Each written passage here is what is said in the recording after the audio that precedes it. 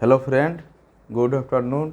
आज हम लोग फिर जो टॉप 10 क्वेश्चन डेली हम लोग करते हैं उसका नेक्स्ट पार्ट हम लोग देखेंगे, जो काफ़ी इम्पोर्टेंट क्वेश्चन है। पहला क्वेश्चन है, सत्यमेव जयते शब्द कहाँ से लिया गया है? सत्यमेव जयते ये शब्द कहाँ से लिया गया है?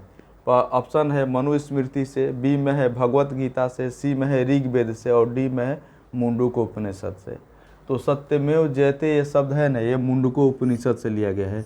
ऑप्शन डी इसका राइट आंसर है। आप जानते हैं उपनिषदों की संख्या 108 है। ये भी प्रश्न पूछा जाता है कि उपनिषद कितने हैं, तो उपनिषद 108 है। वेद कितने हैं, तो वेद 4 है। और पुराण कितने हैं, तो पुराण 18 है। ये भी प्रश्न पूछे जाते हैं। तो सत्यमेव जयते जो शब्द है ना, ये मुंडूको उपनिषद का शब्द है। नेक्स्ट है, भारतीय संविधान का कौन सा अनुच्छेद अस्पृश्यता का उन्मूलन करता है और किसी भी रूप में इसके आचरण का विरोध करता है? मतलब अस्पृश्यता का उन्मूलन, अनटचबिलिटी की बात करता है। तो कौन सा अनुच्छेद है जो अस्पृश्यता पर रोक लगा दिया? तो ऑप्शन ए है अनुच्छेद 15, ऑप्शन बी है अनुच्छेद 16, ऑप्शन सी है अनुच्छेद 17 और ऑप्शन डी है अनुच्छेद 18। तो इसका जो राइट आंसर होगा ऑप्शन सी होगा, अनुच्छेद 17। इससे अस्पृश्यता का अंत हो गया। और आप देखिए अनुच्छेद 15 में क्या है? अनुच्छेद 15 में है कि किसी भी व्यक्ति से धार्मिक आधार पर या लिंग के आधार पर, धर्म या वंश के आधार पर भेदभाव नहीं किया जाएगा।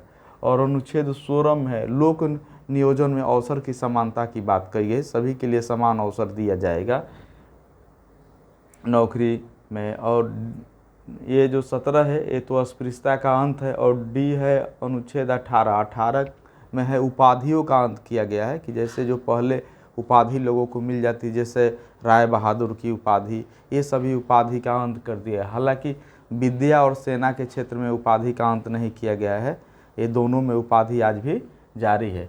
तो अस्पृश्यता का अंत अनुच्छेद 17, सी इसका राइट आंसर है।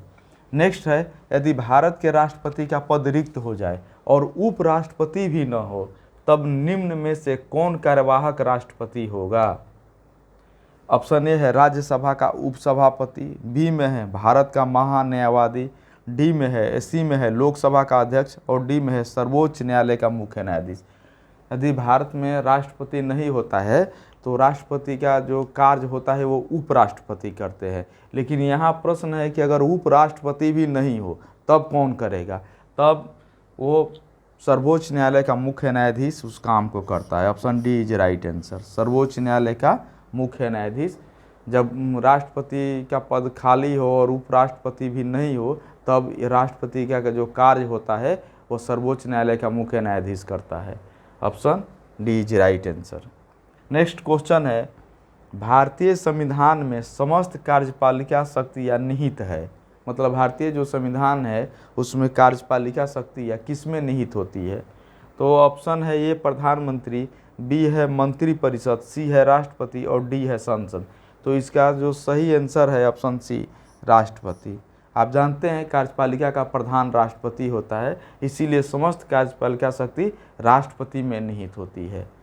तो C is right answer. Next question है, निम्न में से किसे आत्महत्या की थैली कहते हैं? ये बायोलॉजी का इम्पोर्टेंट क्वेश्चन है और बहुत बार एग्जाम में पूछा गया है। तो पहला है ऑप्शन गाल्जी तंत्र को, बी है राइबोसोम को, सी है लाइसोसोम को और डी है माइटोकॉन्ड्रिया को। तो इसका सही आंसर है lysosome, option C is right answer. Lysosome को आत्महत्या की थैली कहा जाता है। माइटोकॉन्ड्रिया को इसको पावर ऑफ सेल कहा जाता है, यानी कोशिका का ऊर्जा गृह कहा जाता है। और राइबोसोम है, यहाँ प्रोटीन का संश्लेषण होता है, इसीलिए इसको प्रोटीन का फैक्ट्री भी कहा जाता है। तो ये भी सारे प्रश्न पूछे जाते हैं।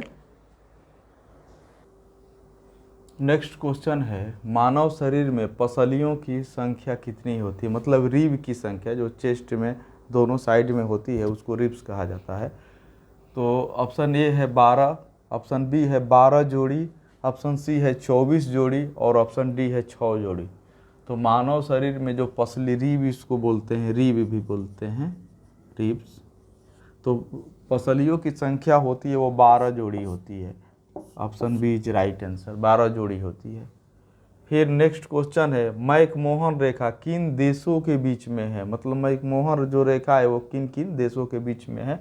तो पहला ऑप्शन है भारत पाकिस्तान के बीच में, बी में है भारत और चीन के बीच में है, सी है पाकिस्तान और अफगानिस्तान के बीच में है, डी है भारत और भूटान के बीच में। तो मैकमोहन रेखा है वो भारत और चीन के बीच में है। Option B is right answer. आप जानते हैं रेड क्लिफ लाइन है वो है भारत और पाकिस्तान के बीच में, और भारत अफगानिस्तान के बीच में है डुरंड लाइन। ये सारे प्रश्न पूछे जाते हैं।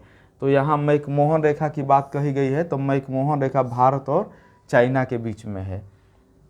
नेक्स्ट क्वेश्चन है, निम्न में से किस युद्ध में बाबर ने जिहाद का नारा दिया था?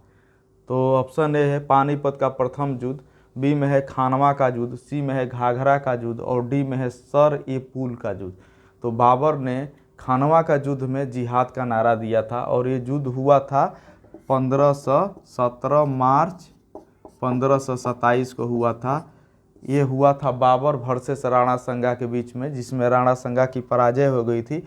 और इसी युद्ध में बाबर ने जिहाद का नारा दिया था और इसी युद्ध में बाबर ने गाजी की उपाधि भी धारण की थी। ये भी सवाल पूछा जाता है कि बाबर ने गाजी की उपाधि किस युद्ध में धारण किया था? तो इसी युद्ध जीतने के बाद बाबर ने गाजी की उपाधि भी धारण किया था। तो ये दोनों इम्पोर्टेंट है।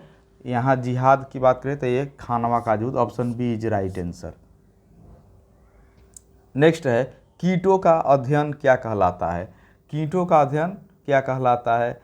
ए है एंटोमोलॉजी, बी है पेडोलॉजी, सी है ऑर्निथोलॉजी और डी है ओकनोलॉजी। तो जो कीटों का अध्ययन कहलाता है वो एंटोमोलॉजी में कीटों का हम अध्ययन करते हैं। पेडोलॉजी में हम लोग मिट्टी का अध्ययन करते हैं और ऑर्निथोलॉजी में हम पक्षियों का अध्ययन करते हैं और ओंकोलॉजी में कैंसर का अध्ययन किया जाता है। और ये चारों कई बार एग्जाम में रिपीट हुए हैं और पूछे गए, इसलिए चारों याद रखना है। ओंकोलॉजी कैंसर का अध्ययन, ऑर्थोलॉजी पक्षियों का अध्ययन, पेडोलॉजी मिट्टी का अध्ययन और एंटोमोलॉजी कीटों का अध्ययन। नेक्स्ट और लास्ट जो 10वां हम लोग का प्रश्न है कि रजत क्रांति का संबंध है। आप जानते हैं ए है मत्स्य उत्पादन से, बी है अंडा उत्पादन से, सी है पेट्रोलियम उत्पादन से और डी है मांस उत्पादन से। तो जो रजत क्रांति यानी सिल्वर रेवोल्यूशन का संबंध है वो अंडा उत्पादन से है। Option B is right answer. आप जानते हैं पेट्रोलियम उत्पादन से ब्लैक रेवोल्यूशन संबंधित है, कृष्ण क्रांति, और मांस उत्पादन या टमाटर उत्पादन से लाल क्रांति है और मत्स्य उत्पादन से नीली क्रांति। ये सभी क्रांति पूछा हुआ है, लेकिन यहाँ हमारा क्वेश्चन था रजत क्रांति यानी सिल्वर रेवोल्यूशन, तो ये अंडा उत्पादन से है। और आप जानते हैं कि अंडा की टोकरी आंध्र प्रदेश को भी कहा जाता है। ये भी 1-2 बार प्रश्न पूछा है, अब नहीं पूछा जा रहा है। आंध्र प्रदेश को अंडा की टोकरी कहा जाता है।